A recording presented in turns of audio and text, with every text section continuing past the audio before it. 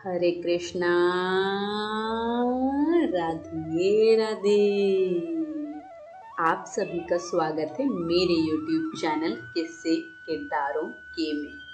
और आज की कहानी का शीर्षक है सत्संग श्रवण का फल। तो आइए इस कहानी को शुरू करते हैं। एक था मजदूर। मजदूर तो था, साथ ही साथ किसी संत महात्मा का प्यारा भी था। सत्संग का प्रेमी था। उसने शपथ खाई थी, मैं उसी का बोझ उठाऊंगा, उसी की मजदूरी करूंगा जो सत्संग सुने अथवा मुझे सुनाए। प्रारंभ में ही यह शर्त रख देता था, जो सहमत होता उसका काम करता। एक बार कोई सेठ आया तो इस मजदूर ने उसका सामान उठाया और सेठ के साथ वह चलने लगा।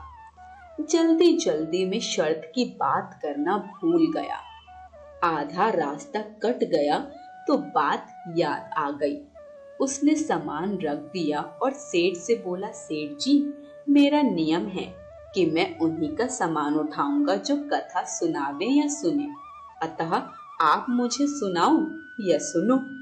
सेठ को जरा जल्दी थी, वह बोला, तुम ही सुनाओ। मजदूर के वेश में छुपे हुए संत की वाणी से कथा निकली। मार्ग तय होता गया। सेठ के घर पहुंचे तो सेठ ने मजदूरी के पैसे दे दिए। मजदूर ने पूछा, क्यों सेठ जी, सत्संग याद रहा?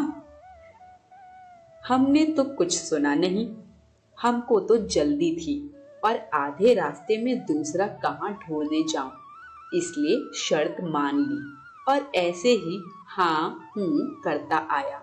हमको तो काम से मतलब था, कथा से नहीं। भक्त मजदूर ने सोचा कि कैसा अभागा है, मुफ्त में सत्संग मिल रहा था और सुना नहीं।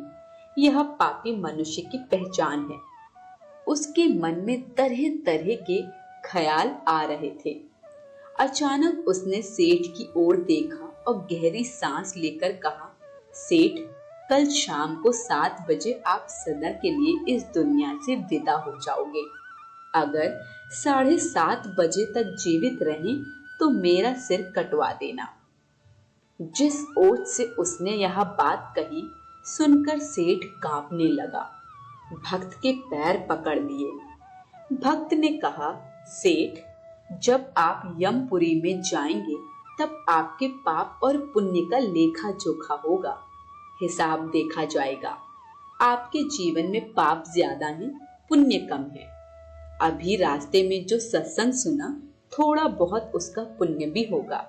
आपसे पूछा जाएगा कि कौन सा फल पहले भोगना है, पाप का या पुण्य का, तो यमराज के आगे स्वीकार कर लेना कि पाप का फल भोगने को तैयार हूं, पर पुण्य का फल भोगना नहीं है, देखना है।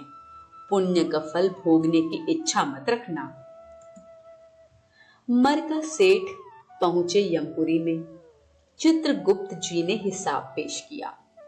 यमराज के पूछने पर सेठ ने कहा, मैं पुण्य का फल भोगना नहीं चाहता और पाप का फल भोगने से इनकार नहीं करता। कृपा करके बताइए कि सत्संग के पुण्य का फल क्या होता है, मैं वह फल देखना चाहता हूँ। पुण्य का फल देखने की तो कोई व्यवस्था यमपुरी में नहीं थी। पाप पुण्य के फल भुगताए जाते हैं, दिखाए नहीं जाते। यमराज को कुछ समझ में नहीं आया। ऐसा मामला तो यमपुरी में पहली बार आया था। यमराज उसे ले गए धर्मराज के पास। धर्मराज भी उलझन में पड़ गए। चित्रगुप्त, यमराज और धर्मराज तीनों सेठ को ले गए सृष्टि के आदि परमेश्वर के पास। धर्मराज ने पूरा वर्णन किया। परमपिता मंद मंद मुस्कुराने लगे और तीनों से बोले, ठीक है, जाओ अपना अपना काम संभालो।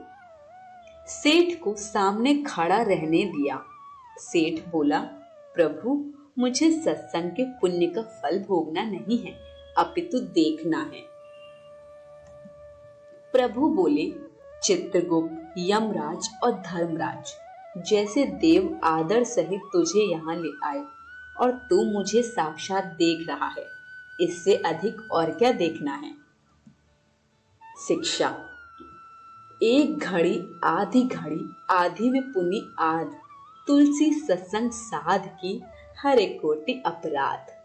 जो 4 कदम चलकर के सत्संग में जाता है तो यमराज की भी ताकत नहीं उसे हाथ लगाने की। सत्संग श्रवण की महिमा इतनी महान है, सत्संग सुनने से पाप ताप कम हो जाते हैं, पाप करने की रुचि भी कम हो जाती है, बल बढ़ता है तथा कमजोरियां दूर होने लगती हैं। आज की कहानी यहीं समाप्त होती है। कहानी पसंद आई हो तो कमेंट बॉक्स में हमें अपना फीडबैक जरूर दीजिएगा। वीडियो को लाइक शेयर करें और चैनल को सब्सक्राइब करें। सभी को हरे कृष्ण, राधे राधे।